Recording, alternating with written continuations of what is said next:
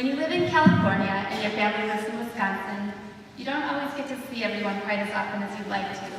You learn that it's the quality of life you have together, not the quantity, that counts.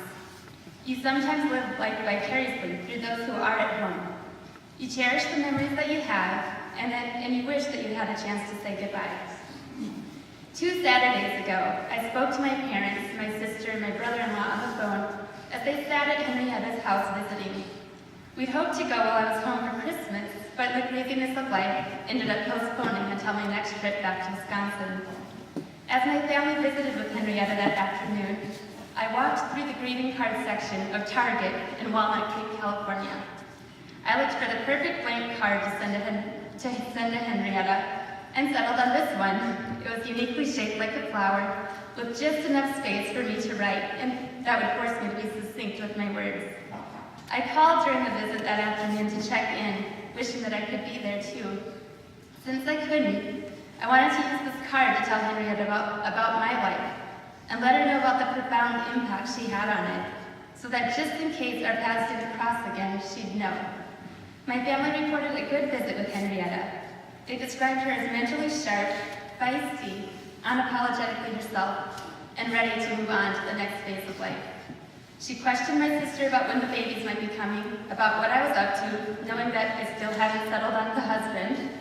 She told my sister it was too cold for her in Wisconsin, and that she wanted to move. "Oh, do you want to move down south?" my sister asked. "No," Henrietta replied while laughing. Ironically, it looks like she's heading up north to heaven.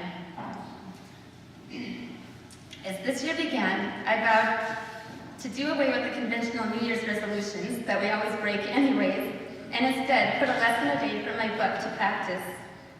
The lesson for my day that particular Saturday when my family sat with Henrietta was lesson number 25. Never forget who you are, where you came from, and who inspired you along the way. I'm from Wisconsin, and my great aunt, Henrietta Misch, is one of the amazing people that inspired me along my way. Sending this card to Henrietta would have been the perfect way to put that lesson to practice. I called my mom, got her address, had the card sitting with me at work, but kept on procrastinating on writing it, thinking maybe I could override my intuition that she didn't have much time left. But as we all know, life is this crazy thing that happens to us when we're making other plans. And clearly, God had a different plan. It's too late. This is late, it's not too late, but I'm going to send it today. And here's what it says. Dear Henrietta, thank you for driving an hour to the middle of nowhere to Whitehall, Wisconsin, along with Uncle Bernie for surprise visits on Sunday afternoons. I love that you never called first. You just showed up for serendipitous visits. When you'd pull up to our driveway, my sister and I would get an adrenaline rush. We'd run around the house to pick up all of our random items that we left laying everywhere to make space for you. But we were so excited to see you. We'd sit and chat in the kitchen, by the kitchen counter, eating Polish coffee cake, cheese, crackers, and all sorts of unhealthy but delicious food that you'd have only with water because you were trying to watch what you ate. Thank you for being the most wonderful godmother that my dad could have ever asked for. You were like a second mom to him. He remembers you being the one that introduced him to homemade French fries. I remember you showing him unconditional love no matter which curveball life threw at him. Thank you for touching hundreds of lives as a teacher. As Father talked about, you've touched many lives in that way. Although you've been retired, you continue to teach people by example.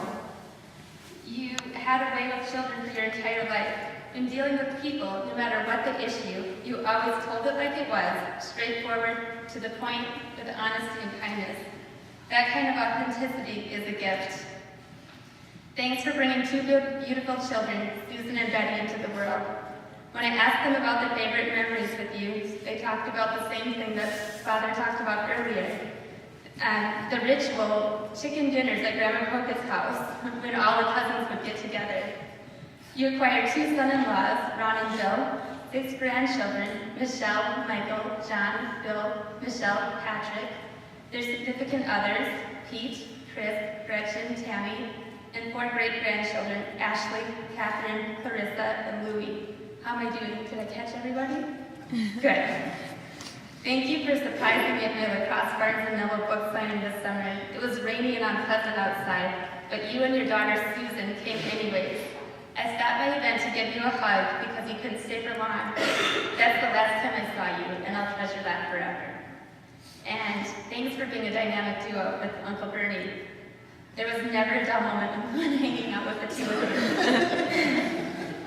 I know you spent more than 5 years apart, but finally you had a chance to reunite, and I'm sure you're looking down at us right now. The lesson for today, Friday, February 13th, 2009, the day that you're officially laid to rest, is number 36. Define success not by how much money you have, but by the way you live your life. Judging by the legacy you're leaving behind, you're a successful woman.